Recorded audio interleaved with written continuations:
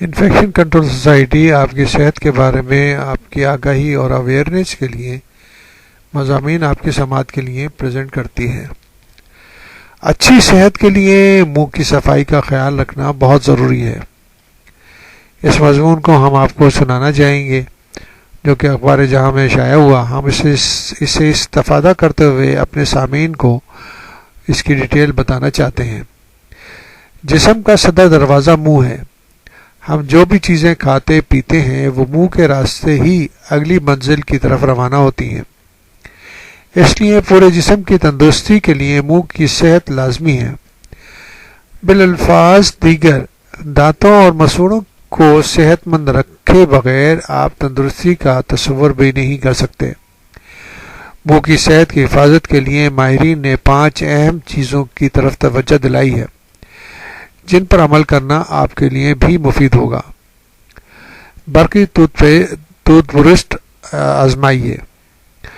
American dental ایسوسی ایشن کی سفارش کے مطابق ہمیں 3 سے 4 ماہ کے بعد اپنا ٹوتھ برش پھینک کر نیا خریدنا چاہیے۔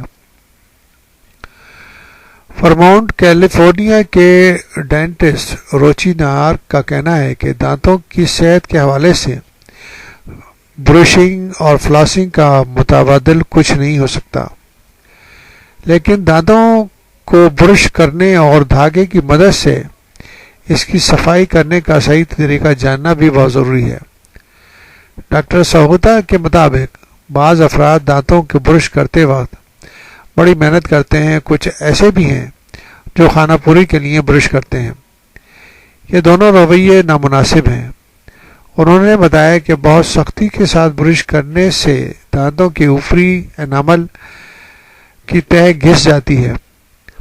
الیکٹرانک برش کی مدد سے ہر شخص صحیح طریقے سے دانتوں کی صفائی کر سکتا ہے، بشرطیہ آپ ٹوتھ برش کو اس کا کام خود کرنے دیں اور اس کی اجازت دیں۔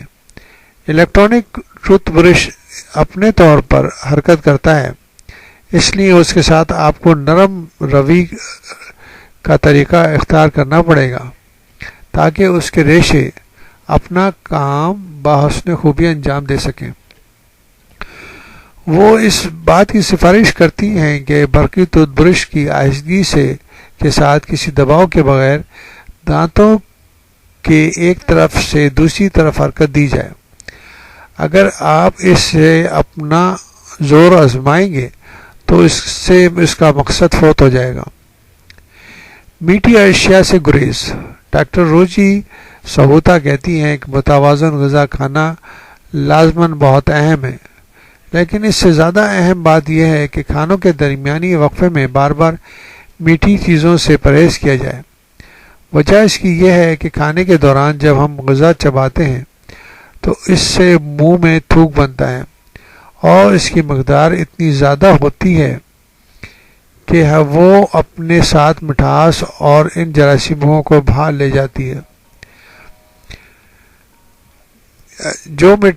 جو اس مٹھاس پر گزارا کرتے ہیں۔ لیکن کھانوں کے درمیانی اوقات میں جب بار بار میٹھی چیزیں کھائی جاتی ہیں تو خواہ وہ دودھ، بسکٹ، پھل یا کوئی کینڈی ہی کیوں نہ ہو، اس میں موجود مٹھاس دانتوں کے اوپری تقریباً 20 منٹ تک جمی رہتی ہے اور جراثیم کا انتظار کرتی ہے کہ وہ آئیں اور اس سے مستفیض ہوں اور جب تیزابی مادہ خارج کریں جو دانتوں کو خراب کرتے ہیں۔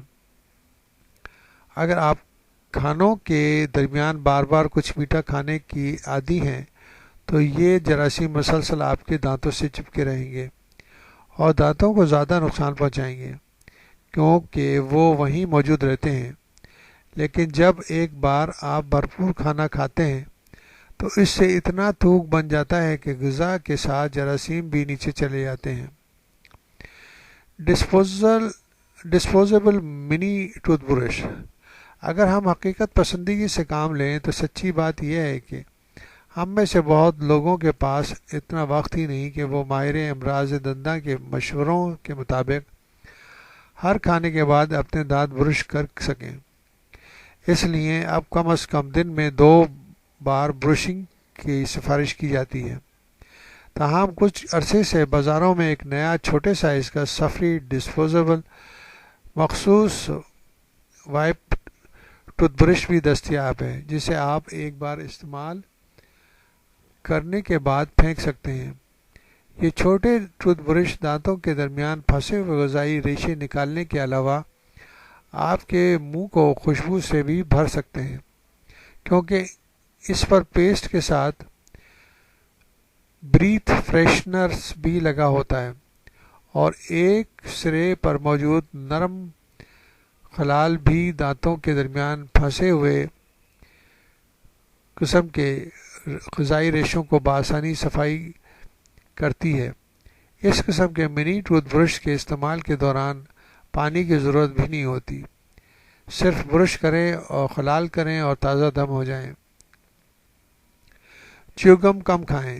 چیوگم سے تھوک کی پیداوار بڑھتی ہے، جس سے غذا اور جراثیم کو دانتوں کے اوپر سے بہانے میں مدد ملتی ہے، اور ریسرچ سے ہمیں یہ بھی معلوم ہوا ہے کہ اچھی قسم کی چیوگم سے دانتوں کی صحت بہتر ہوتی ہے۔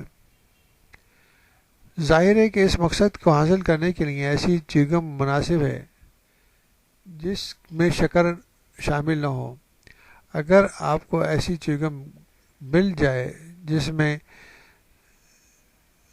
زائٹیلول شامل ہو تو وہ زیادہ بہتر ہے،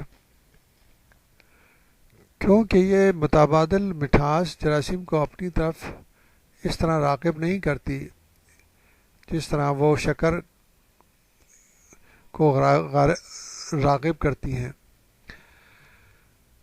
پانی پینے کی مقدار بڑھا دیں۔ اگر آپ دانتوں کی صفائی کے لیے صرف ایک ہی اضافی کام کرنا چاہتے ہیں تو پھر جتنا پانی آپ پیتے ہیں اس کی مقدار بڑھا دیں۔ ڈاکٹر سہوتا کے مطابق آپ جتنا زیادہ پانی پئیں گے، جراثیم اور غذا کو آپ کے منہ سے بہہ نکلنے کا اتنا ہی زیادہ موقع ملے گا۔ پانی میں پی ایچ تیزابیت کی مقدار ناپنے کا آلہ کی سطح 7 ہوتی ہے، جس کی وجہ سے منہ کے اندر کے ماحول کو سازگار بنانے میں پانی سے مدد ملتی ہے۔ چونکہ شکر کھانے والے جراثیم ہی وہ تیزابی مادہ تیار کرتے ہیں جس سے دانتوں میں شگاف اور دراڑ پیدا ہوتے ہیں۔ اس لیے اس میں بہاؤ کا سب سے آسان طریقہ یہ ہے کہ زیادہ پانی پیا جائے۔ فلاسنگ دل جمعی سے کریں۔ دھاگے کی مدد سے دانتوں کی صفائی یعنی کہ فلاسنگ کے بارے میں آپ کا رویہ اگر یہ ہے کہ ابھی کیا ضرورت ہے پھر کبھی کر لیں گے، تو شاید یہ کبھی روٹین نہ بن سکے۔ ڈاکٹر سہوتا بقول فلاسنگ کے لیے دھاگے کے دونوں ہاتھوں کی انگلیوں کے درمیان تھامنے اور پھر اسے دانتوں کے درمیان مناسب طریقے سے حرکت دینے کا طریقہ ڈینٹسٹ کی مدد سے سیکھنا ضروری ہے۔ تاہم فلاسنگ نامناسب طریقے سے بھی کی جا رہی ہے تو یہ نہ کرنے کی نسبت بہتر ہے۔ کوشش کی جانی چاہیے کہ ہر دانت کے گرد انگریزی حروف سی کی صورت میں دھاگے کو نرمی کے ساتھ حرکت دی جائے، اور آخری دانتوں کے پیچھے بھی دھاگا گھمایا جائے۔ اس طرح آپ اپنی منہ کی صحت کا خیال رکھ کر اپنی صحت کو بہتر رکھ سکتے ہیں۔